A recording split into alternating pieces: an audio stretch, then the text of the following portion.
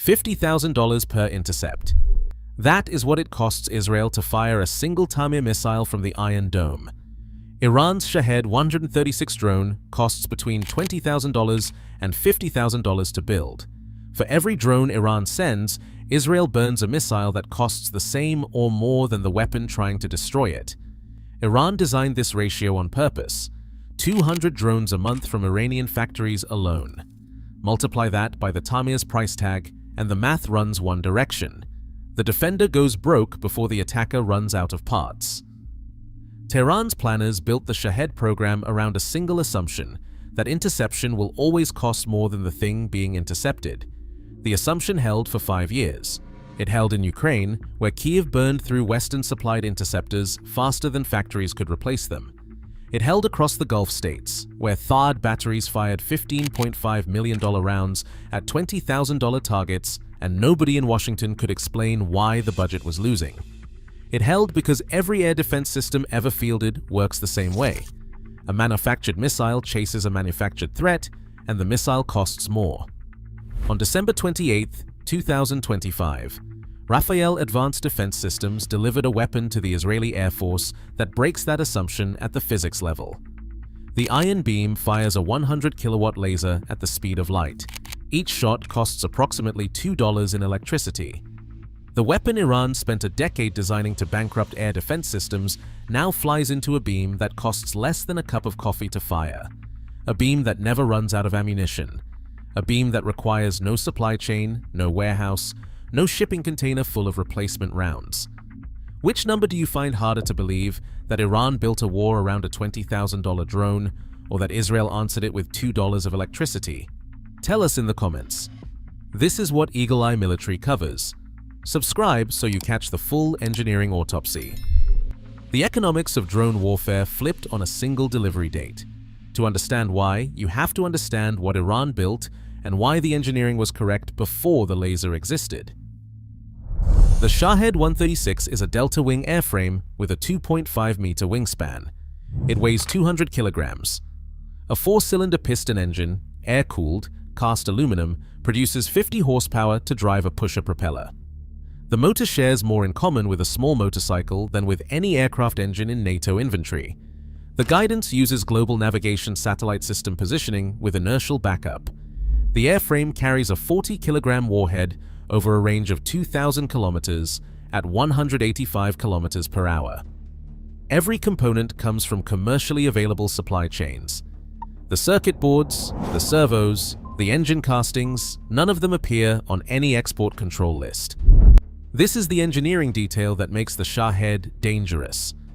Sanctions cannot stop a weapon built from motorcycle parts. Export controls cannot restrict components that were never designed for military use. Iran's Hisa Corporation, operating under the IRGC Aerospace Force, scaled production to over 200 airframes per month from domestic facilities by early 2026. The factory floor resembles a bicycle assembly line more than a defense plant. Workers attach fiberglass wing panels to a central fuselage tube.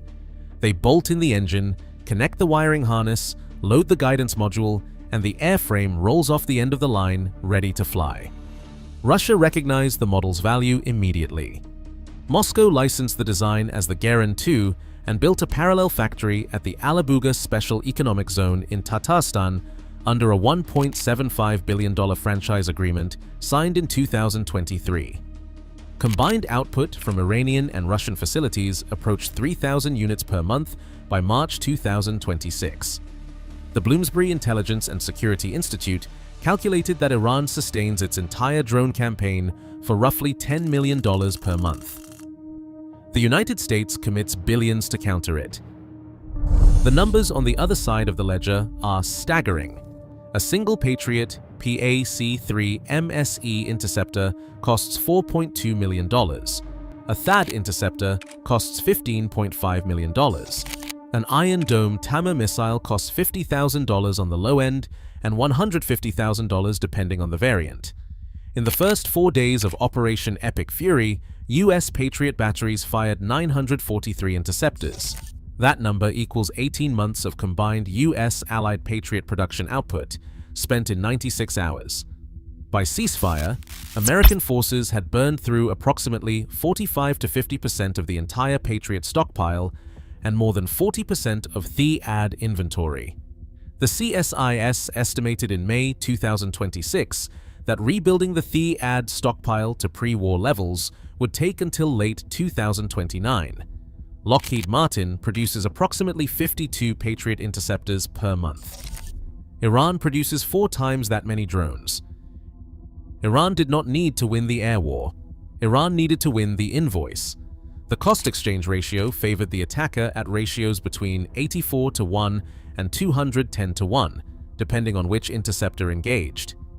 An analyst at the Phenomenal World research platform pointed out in June 2026 that all public estimates of Shahed costs are based on analysis of the Russian Geran 2 variant, not actual Iranian production data. The real domestic cost is almost certainly lower. The true ratio is worse than 210 to 1. Iran's planners studied this math the way a poker player studies pot odds. Every hand they played cost $20,000. Every hand the defender played cost $4.2 million. The game ends when the defender's stack runs out. The U.S. Army recognized the problem in May 2026 and issued an urgent requirement for a sub-$1 million interceptor. That interceptor does not exist. The Army issued the requirement because the math is not a theory. The math is happening right now, in real time, at bases across Bahrain, Kuwait, Jordan, and the U.A.E. What Israel built instead does not use a missile at all. The Iron Beam, officially named Or Eitan, fires a 100-kilowatt solid-state laser from a mobile platform. The beam travels at 299,792 kilometers per second, the speed of light. There is no flight time, there is no lead calculation, there is no propellant, no guidance fins, no explosive warhead, and no supply chain for replacement rounds. The weapon fires as long as it has electrical power. The marginal cost is the electricity consumed during the engagement, approximately $2 to $3.50 per shot. The name Or Eitan translates to Eitan's light. It honors Captain Eitan Oster, a 22-year-old commander in the Eagles reconnaissance unit, who was the first Israeli soldier to fall during the ground operation in southern Lebanon on October 2, 2024. His father, Dovi Oster, was one of the system's principal designers. At the delivery ceremony in December 2025, the elder Oster recited the Shahed, a Jewish blessing spoken when experiencing something for the first time. The man who built the weapon that protects Israeli skies named it after the sun those skies could not protect. Every iron beam battery that rolls off the production line carries that name on its housing. Every operator who powers up the system reads it. The weapon exists because a father spent years solving a problem that arrived one deployment too late for his own child. That is the weight behind the engineering. The cost per shot is $2. The cost behind the program is immeasurable. The mechanism behind the laser is not what most people picture. Every movie laser fires a single bright line that burns through steel in a straight cut. Iron beam works differently. It fires hundreds of small beams simultaneously, each one focused to the diameter of a coin, roughly 25 millimeters. Most of those beams scatter in the atmosphere. Dust particles deflect them. Water vapor absorbs them. Turbulence bends them off course. The system expects this. A telescopic sensor watches the target surface for the moment any single beam connects. When one makes contact, the reflection signature changes. The optics detect that change and redirect every other beam to the same contact point. Hundreds of photon streams collapse onto a single spot smaller than a bottle cap. Energy concentrates. The surface temperature spikes. The target overheats in 2 to 5 seconds against slow-moving threats. The fiberglass wing panel of a Shahed warps and cracks. The guidance module loses structural integrity. The airframe rolls and falls. No explosion, no debris field, no interceptor fragments raining on civilian neighborhoods below. The system works like a probability engine, not a death ray. It fires a cloud of light, waits for contact, then collapses the cloud onto the hit. The atmosphere is the obstacle and the indicator at the same time. The beam that gets through tells the system where to aim the rest. Rafael spent over a decade developing this coherent beam combining technology.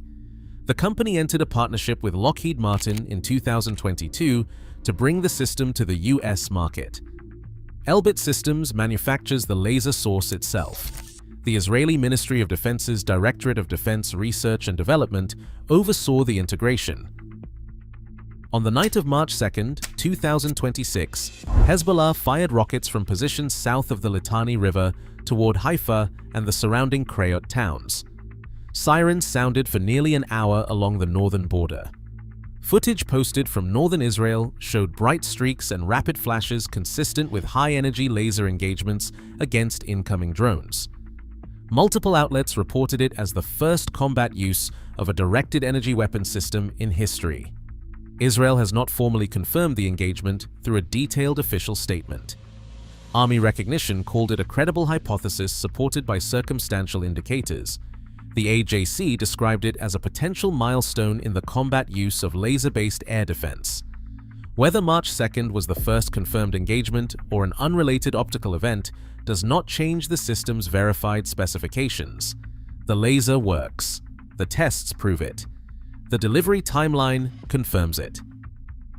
On June 30th, 2026, the Israel Ministry of Defense and Rafael completed acceptance tests that folded Iron Beam directly into Iron Dome's battle management architecture. For the first time, both weapons operate from the same command center. Commanders can now route each incoming threat to either a Tamir missile or the laser in real time based on the threat's speed, altitude, and type. A ballistic missile at high altitude gets handed to the Tamir. A cheap drone at close range gets routed to the laser.